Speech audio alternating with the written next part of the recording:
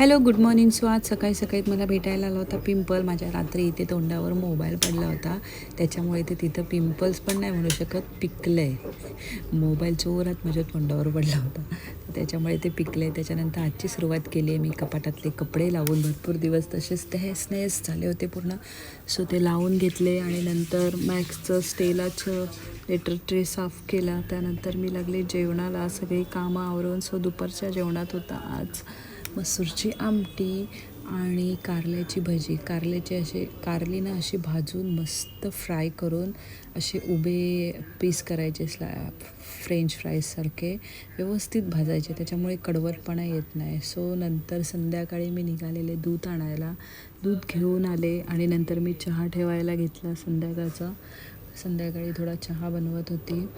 चहा बनवता थोडेसे नखरे पण केलेच पाहिजे ना. सो मी ते नखरे पण थोडेसे करत होते. म्हटलं बघूया आपल्याला थोडं जमतं का असं कॅच घेऊन किंवा काय घेऊन, पण आपल्याला काही ते जास्त जमलं नाही. सो एनिवे चहा ठेवला. नंतर चहासोबत काही खायला नव्हतं, सो चहा बनवून नंतर गेली मी मार्केटला. मार्केटमधून आणली खारी, बटर. चहासोबत मला खायला काहीतरी लागतंच, त्याशिवाय माझा चहा घशाखालून उतरत नाही. नुसता चहा मी कधीच पिऊ शकत नाही. ते आणलं आणि मग मस्त चहा पिऊन घेतला. आणि मॅक्स आणि स्टेलाला पण ते बघून मग काहीतरी खावंसं वाटत होतं, मग त्यांना त्यांची ट्रीट दिली. आणि संध्याकाळी जेवणात होती पावभाजी.